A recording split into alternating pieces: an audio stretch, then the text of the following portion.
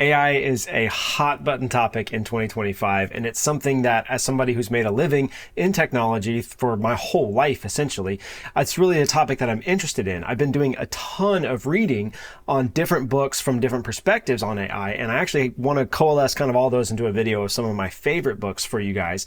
But there is one book that I was thinking about recently that if you are afraid of the implications of AI and afraid that it's going to come and take your job or come in and put you out of a job, you need to read this book. And the crazy thing is, this is not even a book about AI. This is a book called About Time. This is a book about the actual art of timekeeping, about horology. And what's fascinating about this topic is that, especially as it relates to mechanical watches, right?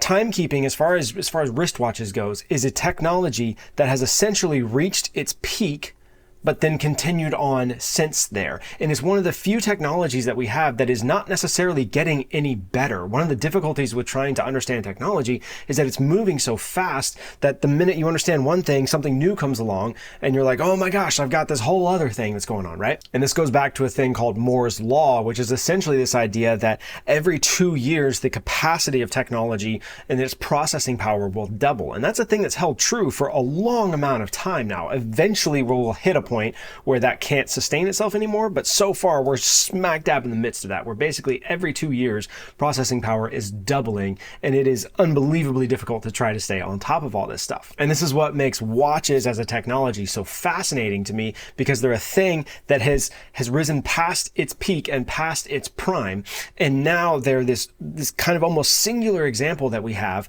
of the epitome of a technology being reached, and we can actually see what human beings do with it, right? So when we think about some kind of technology like how we can transport ourselves, right? We have bicycles and we have cars and we have all this stuff, and that technology is still transforming, right? It's like we never really hit a point where we're like, okay, and this is probably about the maximum of it, right? There's all kinds of self-driving cars and hovercrafts, and we had airplanes, and then we had jets, and now we have all this stuff, and it's constantly evolving. Timekeeping, on the other hand, is not changing dramatically. The last time that we updated the definition of time, the definition of 1 second, was in 1967, right? So this has been standard for a long time. So because the actual fundamental definition hasn't changed of what we actually use to define a second, the ability to track that thing has really not improved since then. So if we look at that definition happening in 1967, in 1969 is when the first quartz watch came out. And quartz watches are accurate in their timekeeping up to like, it's 5 or 6 nines. So it's 99.9999, right?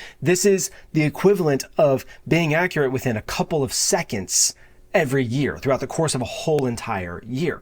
So our ability to have a technology that accurately tracks what we're trying to track has just hit its peak. We can't really get any more accurate than that. And even when you look at the mechanical watches, right, there's a company called Grand Seiko, and they just put out this thing that is I'll spare you all the technical jargon, but it's called a spring drive, and they put out a high accuracy spring drive. And even that watch is unbelievably accurate for mechanical terms, but it's plus or minus 12 seconds a year, right? But the point that I'm making here is that this technology has just peaked. We can't really get any better than this. And so it's this great example of what will humanity do when a technology has hit its peak. This is one of the few examples that we have where we can actually look at it and actively see how humanity reacts to it, right?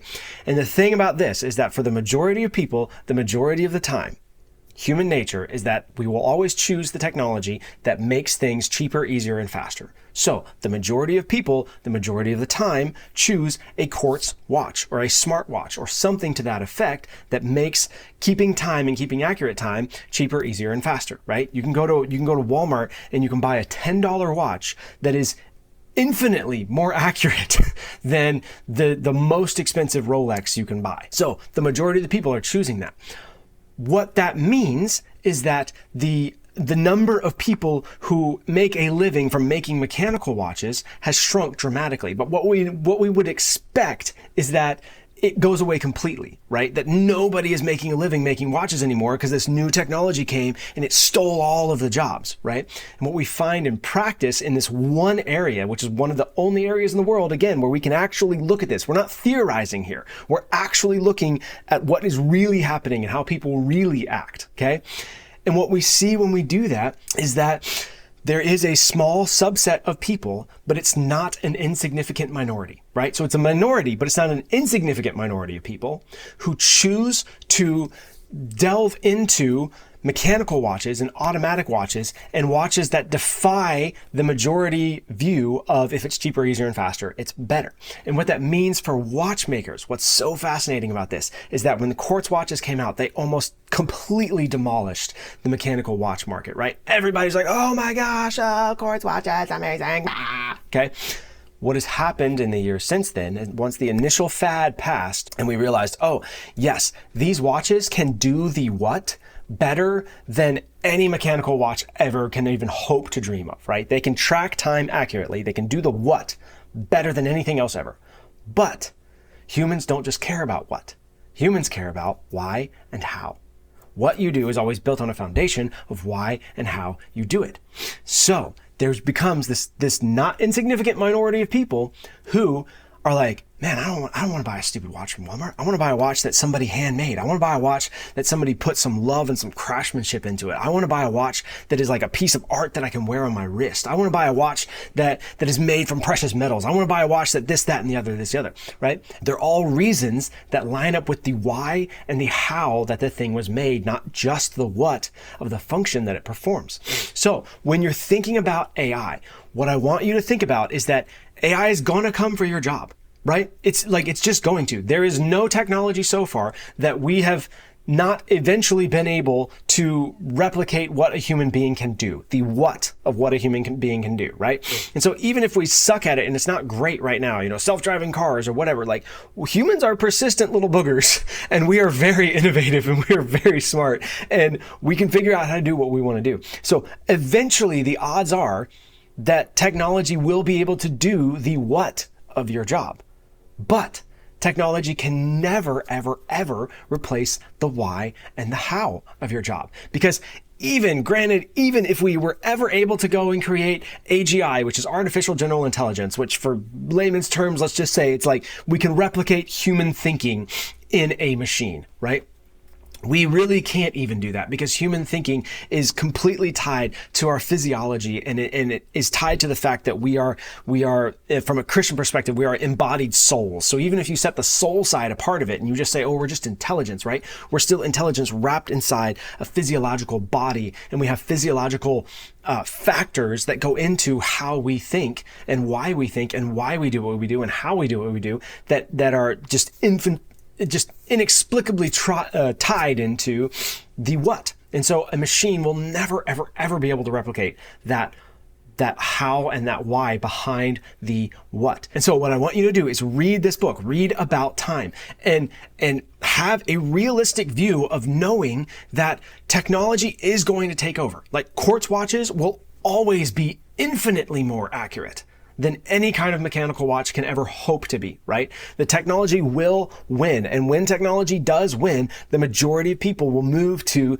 the new technology because it makes it cheaper, easier, and faster. That is human nature. You look across all of history. That is what the majority of humans do. But there is a not insignificant portion of people who will focus on and even have a resurgence in focus on the why and the how of these things. And so when you look at the 1960s, the 1970s, 1980s, when quartz watches first came out, mechanical watch sales just plummeted. They just got obliterated. But when you look at reports for 2022, the estimated market size of luxury watches is 42.2 billion. Okay, this is a not insignificant portion of people who have focused on, I don't care about the fact that this technology can do the what better. I care about the why and the how. Okay, so as you're thinking about AI, and if you guys want another video on AI, please let me know. I have like 20 some odd books that I've read at this point. I would love to bring them all together and kind of give you a like top 3 list or whatever, if this is something that interests you. But I want you to read this book and I want you to think of it in that sense of AI is going to come for your job. It is going to be able to do what you do cheaper, easier, and faster than how you do it, right? Than what you're able to do it as. But it can never, ever, ever replace the how and the why. And so if you're in fear of this, what I want you to start focusing on during the day and during your work and during your times improving yourself and focusing on what you need to learn and what you need to do next. Focus on improving the why and improving the how. Get a better why. Make your why more visible to people, right? Let them feel your why you're doing this more. And then get a better how. Learn how to communicate better. Learn how to empathize better. Learn how to do all this other stuff. And then the what that you do will work itself out, okay? Watchmakers should have completely died. Mechanical watchmaking should have just fallen off the face of the earth, right? There was no reason for it not to, except for the fact that no matter how many people still choose to do what is cheaper, easier, and faster, there's always a not insignificant portion of people who care more about the why and the how. So if you want to make sure your job is safe from AI, focus on the why, focus on the how, and let the what work itself out. No matter what you do, focus on why, focus on how, and you will connect with that number of people, and you will never be in fear of a machine taking your livelihood ever. So I hope that helps. Hope you enjoyed this book. Let me know if you've read it. It is one of my favorite books. I recommended it a couple of years ago. I absolutely love it. It was fascinating to me and just made me a complete watch huzzy now. And yeah, it's so good. So anyways, leave me a comment. Let me know if you read it and what you thought. And other than that, I hope you're having a great day. I'll see you in the next one. Bye.